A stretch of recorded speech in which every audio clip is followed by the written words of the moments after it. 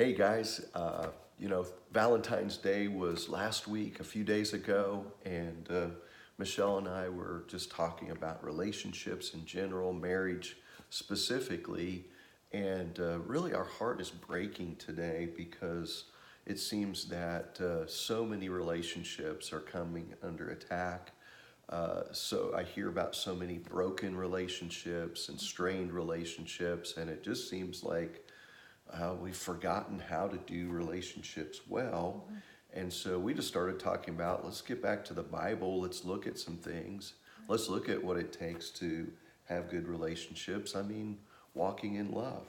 And Michelle's going to read to you from 1 Corinthians 13, the Bible definition of love, and then we're just going to let it go from there. Okay. Love endures with patience and serenity. Love is kind and thoughtful and is not jealous or envious. Love does not brag and is not proud or arrogant. It is not rude. It is not self-seeking. It is not provoked nor overly sensitive and easily angered. It does not take into account a wrong endured. It does not rejoice in injustice, but rejoices with the truth. Love bears all things regardless of what comes, believes all things, looking for the best in each one, hopes all things, remaining steadfast during difficult times, endures all things. Love never fails. Wow, I mean, that just almost sounds foreign. I mean, that's not really the way people live. I mean, we live in a world where people are so easily offended and are so touchy. Right. I mean, what should we be doing instead of that? Not be so touchy. Well, I mean, it's just, I'm reading a really good book right now called How We Love. I've just started on it. But just a couple things it says that I thought was so good is the ability to accept good and bad is intrinsic to having a sense of security. And the fact is that just as everyone has strengths and weaknesses, we all have good days and bad days, successes and failures. People who know this and can allow others the same latitude don't have the difficulties that come with requiring perfection and devaluing themselves as well as others for not measuring up. So I think we need to understand the Bible says to take the log out of our own eye before we try to remove the speck in somebody else's eye. We make excuses for our bad behavior. Right. But we hold everyone else accountable when we see them maybe having a bad day, Right. maybe not reacting like we would react to something. Maybe we're just having a down day. Sure. Maybe there's a reason, maybe there's not even a reason, but we need to just cut people some slack. Oh, I just, we want people to cut us a lot of slack, and we want them to, give us allowance for our bad behavior, our bad day, or whatever. But we have this unrealistic expectation that everybody's going to respond the way we do. Everybody's going to have our point of view. And if they don't, they're somehow evil or wicked, or they've become our enemy. And man, our relationships are so precious. I mean, what is life if not our relationships? What is the point? What is this all about? And I'm afraid people are going to be very lonely and just very hurt all the time if people have to be so perfect and they also have to agree with them always. Right. I mean, even our own children, Sure. Even political views and all kinds of things. We're not going to all believe the same thing or think the same thing, but can we agree to disagree? Can we still enjoy one another anyway?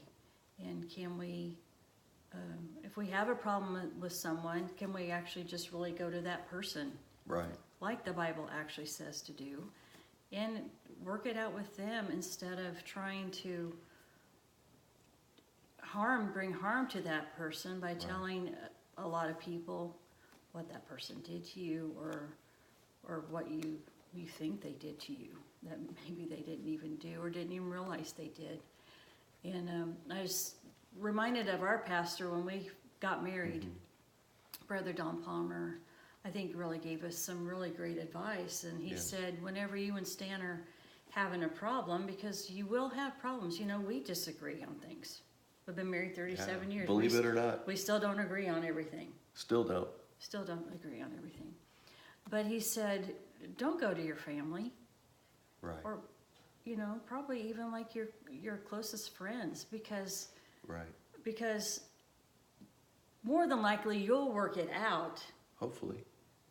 You know, that's the, you know, but then your family will have to deal with what you just dumped on them. Right. And they're going to have to get over it. And I'd say that even with your other relationships too, don't dump, you know, go ahead, on them.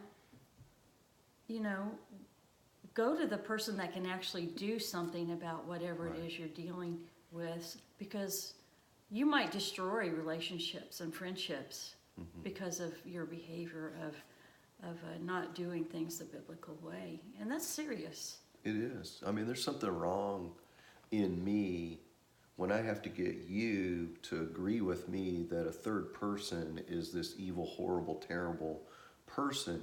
You don't have that experience with them. You've never had that problem with them. But I am so determined to get you to hate them, to be angry with them. There's something wrong with me more than maybe the other person.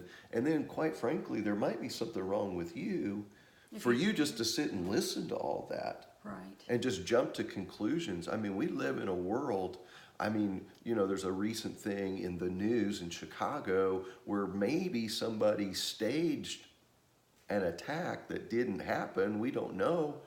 But man, people jumped on that so fast. They're so quick to believe an evil report, a negative report, without verifying the facts. And so we need to check our own hearts. Like, what's going on in us that we are so quick to believe something against another person when, quite frankly, love hardly even notices. I mean, Jesus did say that in these end times, these last days, that the love of many will grow cold and that many will be offended. And wow, but that doesn't have to be us. No. That shouldn't be us. We are following Christ. We're not walking in the way of this world. So the signs of the times shouldn't be evident in our life and behavior. We should be countercultural. We should be walking in the Spirit and not fulfilling the lusts and desires of our flesh. And so, you know, we could go on and on about relationships, and we'll probably come back and do that again sometime. But, you know, what's the one thing you want to leave people with today about guarding their relationships, guarding their heart? Well, I'll just say for myself, having lost 3 of my family members when I was pretty young. I lost half my family. And so relationships are like so important to me. And just trying to work through those things, believing the best, cutting people some slack, because I know I'm not perfect, but those relationships, there's nothing more important, and I think I can even prove it biblically, than relationships. Jesus said to love Him and to love others. And your relationships are so important. Yeah. And we need to place a high value on them and treat them with the honor that they deserve, because it's worth it. They'll bring you great joy. I know there's so many times through those seasons in my life, I could not have made it without my friends. That's true.